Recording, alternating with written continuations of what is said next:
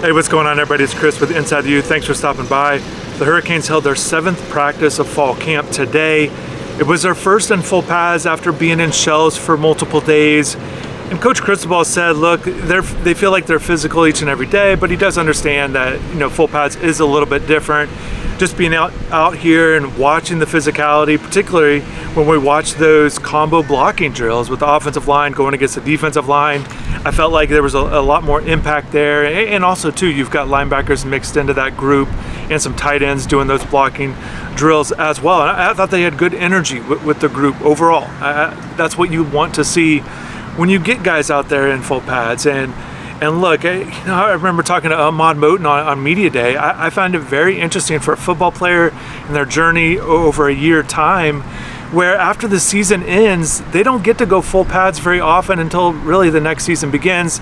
They get to do a little bit in the spring and a little bit in fall camp, but full pads is such a different feeling for a football player when you're talking about getting ready for a season and actually just playing the sport. It's just much different. So good to see. I'll have plenty of photos actually on the website, so definitely check that out. Not able to get video today, that's okay, but able to get some good photos of all these new guys. And just a few notes that I want to point out. Miami's going to have their first fall camp scrimmage on Sunday, scheduled to do that. That'll be good. Hopefully we hear how things go there.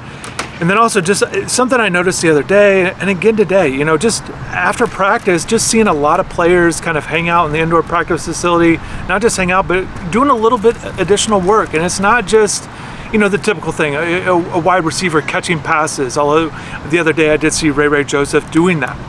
Today I just kind of watched at midfield, kind of Francis Mauigoa by himself, just out there doing some extra reps. For a guy like him, that's great to see. But there were multiple guys. It's not just starters or backups or fresh or offense or defense or anything like that. It's just multiple guys. And I know Coach Cristobal has talked about just the importance of guys wanting to do the extra work. Just a few observations as well from today's practice. Carson Beck, let's start there, quarterback.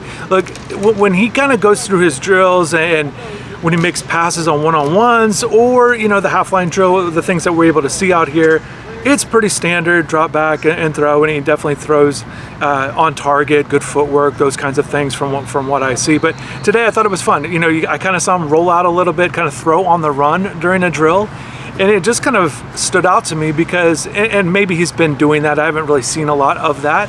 Obviously we saw it a lot last year with Cam Ward, talking about off-platform throws quite a bit. So I wonder if it's two things. It's either he was just playing around and wanted to throw it like that, or it's been maybe something he's been working on. I know Shannon Dawson wants his quarterbacks to be able to do that. Just watching a little bit more of Carson, kind of go through some drills too. They're working on pocket presence. That's always a big drill that Shannon Dawson wants his quarterbacks to be able to go through. So whether it's like putting pads in front of them, making them kind of shift up and down and kind of left and right. This is without an offensive line or defensive line. It's just one of these quarterback drills that they do out here. And as you can see behind me, I could just see the screen right now, and I could feel it. It's very dark. I feel like it could rain at any moment. So I'm going to try to wrap this up. It could be a quick video today. Just kind of moving around to the next position group here. We're going to talk about Marty Brown, running back out of North Dakota State. I asked Coach Cristobal because I find it interesting about transfer portal additions and who to identify. I feel like there's a lot of different guys, a lot of different ways you can kind of attack the transfer portal. You could get guys that have been ultra productive at big time schools, and I can feel the raindrops now, so I'm going to get going. But also too, it's not just that. It's guys that produce at lower level schools like Brown. And Coach Cristobal, here's what he had to say about that, about kind of identifying different transfer portal guys and opportunities and possibilities for their program and how he sees it fit with his staff. That's a good question. I mean, we want to see we want to see reps on tape. We treat it a lot like we treat high school tape. For us to take a transfer portal guy that hasn't played, we have to have tremendous conviction that it didn't go right for him for another reason besides the player himself. Because like you mentioned, Marty Brown is out there at North Dakota State rushing for 1,000 yards, put the ball on the ground one time, running power, counter, ISO, wham, slam, you name it. He's done it all at supposedly a lower level. There's nothing lower level about that school and the way that they're coached. He's got the right DNA. You see his build. He comes in as a very mature physical and mental guy, and he's a great example, as is KB, Kamal Bonham. You know, you watch him, and even though he redshirted, you saw him get some play and then eventually take over the starting role. Watch his reps, the physicality he plays with, the scheme he's in, the culture he's in. It fits what we're looking for. And when you find guys like that they have years, they've already put a high level of production on tape, that's not much different than recruiting a high-level high school guy, in our opinion. And then, as you mentioned, there's different kinds, different guys in different stages. Some 1 year left coming in December, January, then other guys 1 year left showing up in May, June, right? That's where it gets a little bit dicey, and you have to have a lot of conviction as a staff that the guys you're taking late are not going to be strictly independent contractors, and guys are going to buy into the principles and values of your team and be a team first guy. So it's a lot, huh? Good? Thanks, man.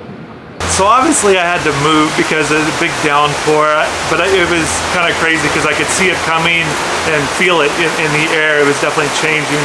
But I want to finish this up. You know, there's more I want to discuss with some things that I noticed out here, and with Brown, you know, with what Coach had to say about Marty there at running back coming over from North Dakota State, and just watching him out here go through drills. You know, he definitely has a little bit of a burst. You can see that. I think he's physically, you know, he looks like he belongs at this level, and I think that's a good sign. Where he fits in, it's hard to say he's going to pass a guy like Jordan Lau or Mark Fletcher, but I think it's important that he's on this roster in case one of those guys goes down, or, you know, Gerard Pringle Jr., the freshman, isn't quite ready to make an impact as a true freshman. So I think Brown's addition is good, and again, with what Coach said, the transfers, they come, you know, with all kinds of different backgrounds with what they did at their previous schools, and I think it's important to make sure that they're identifying good players that they can find fits here at UM. So Marty's certainly a guy to pay attention to. Wide receiver Josh Moore, I know I touched on him the other day, but again, made another deep touchdown catch, and Coach Cristobal was asked about him, you know, based on, you know, he just continues to make plays, you know, and, you know, he believes in him, kind of a guy. Yeah, and they feel like they've got to get him ready. His quote was, get him ready sooner than later. So we'll see if Josh Moore can continue to make impact out here, because again, they don't have a receiver his size, and if he's able to make plays at his size, I think that's certainly a big attribute for this receiving group. You know, they're looking for playmakers, and Josh just continues to make plays. Malachi Tony, again, Keionte Scott talked after practice, and he was asked about how are the receivers, or whose question was, you know, who's the hardest for you to guard, and he said, oh, all the receivers are good, but he wanted to give a shout out to Malachi Tony, and feels like he's got a bright future and likes what he sees from Malachi. So I find that to be interesting. These two freshmen, these two guys are the two freshmen that continue to make plays, and we see it out here, and we'll see if they can continue to earn the coach's trust, be out here all the time. I think that's a big part.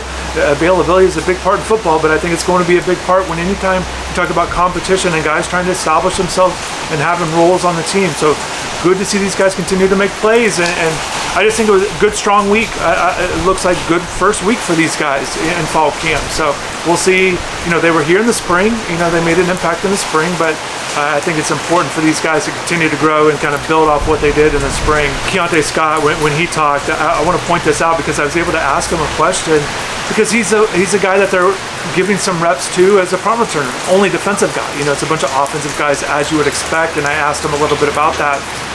And I was asking him about, like, if he's able to, if he takes extra jugs or does extra things. And one thing he said about the jugs machine, he talked about the new technology of jugs machines, not just here, but just kind of around the country with what they're able to do with it. And they're basically able to pinpoint where the ball goes, and you could kind of line it up in different spots, and it's very programmable. It's very interesting and very different from the old jugs machines there. And he said, I didn't know this. He said it was very interesting where the returner actually can touch a button, you know, a sensor on them to, you know, essentially shoot the ball towards them. And just hearing that, it's just great to see technology continue to be used in this game, and they're continuing to find ways, you know, to kind of maximize player development and growth. And I thought that was an interesting thing to hear from Keionte. But I like Keionte in the nickel, and I asked him what his skill set is there, and he said, yeah, you've got to be versatile. He knows he's got to be at the line of scrimmage, be good at tackler, essentially be like a safety, also kind of be like a linebacker. and he also knows he has to defend the pass. So he likes all three of those things. I like his skill set there. I think he's going to be a very important player for this defense. But that's going to wrap it up for me. I hear the thunder. I can see the rain. I can feel the rain. It keeps hitting me here. So I'm going to have to find a way to sneak out of here. But I'm going to wrap this up. But yeah, I'll definitely provide more updates when we're able to be out here. So definitely want to thank everybody for watching. Have a good rest of the day. Thank you for your support. Thank you for subscribing, and take care.